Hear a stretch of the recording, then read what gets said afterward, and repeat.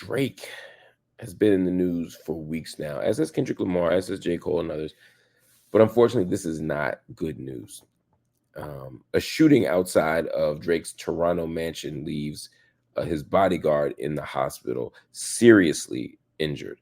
They're not life-threatening injuries, but they're still extremely, extremely serious injuries. Local authorities say the shooting happened maybe around 2 a.m. On Tuesday, early today. And this is video from CTV that you're looking at here. Um, Police say a car drove by and fired shots that hit the bodyguard before speeding off. Investigators say police have a video of the actual shooting. Now, it's still not clear if Drake was even in the house at the time, but his team, as expected, is fully cooperating with police.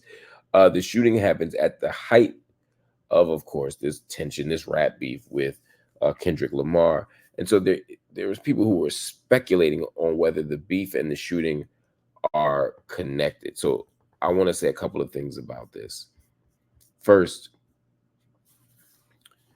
I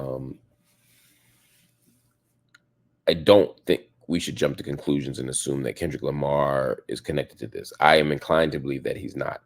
I've spoken to some people in Drake's camp, and no one believes that I spoke to that this has anything to do with Kendrick Lamar. So we should stop that, because I know for some of us there's a recurring trauma from Biggie Tupac, because I remember Biggie Tupac. I was a freshman in college when Tupac and Biggie were killed.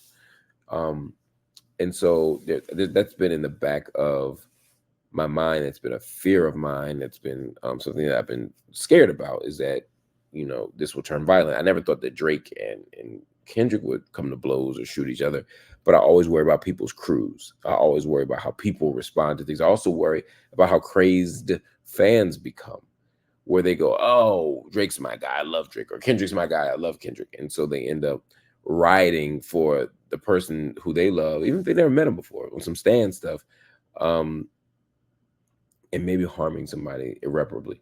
So I always worry about that, but there's no reason to believe that the Kendrick Lamar thing is what's happening. But this is the energy that I did not want to see. And this is what I was saying to Van Lathan last night on Night School. This beef is producing attention. It's producing a hypermasculine posture. It's producing lots of negative energy and thoughts and feelings. There's a lot happening here. And I'm concerned that when you set the context and the climate for this, bad things happen. When J. Cole stepped back and said, I don't want to be part of this. My spirit doesn't sit well with this. I want to sleep at night. I don't want to be in this space. I think these dudes are geniuses. I love them. I respect them. When he said that, he was setting a tone. The problem is we spent so much time dissing Cole and laughing at Cole and clowning Cole that we lost sight of the fact that he was actually trying to stop a moment from being formed that would be marked by violence. Again, I'm not saying this has anything to do with the Drake-Kendrick beef per se, but I also know Drake's house didn't get shot up before this beef.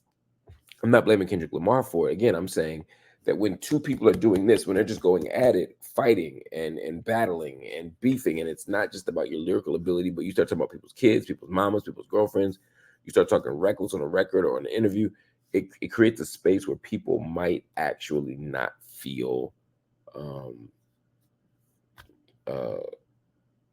safe, right, in their crews, or it might make a person who is a fan feel emboldened to try something on somebody, to punch somebody, to shoot somebody, etc. Drake has security. He has a fence twice the size of everyone else in Toronto, which he gets special clearance for.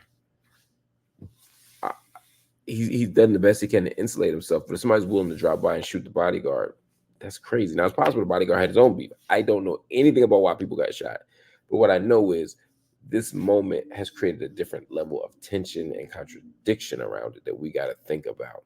So I'm hoping that if nothing else happens, this moment will be a moment for everybody to stand down, for the Kendrick Lamar, Drake beef to be over, and then we can listen to the records and decide who we think won. I think Kendrick won, but we can listen to it and see if it's a close call. But we can't do any of that, if everybody ain't alive. So let's fight to make sure these brothers are safe, these brothers are healthy, and these brothers are alive.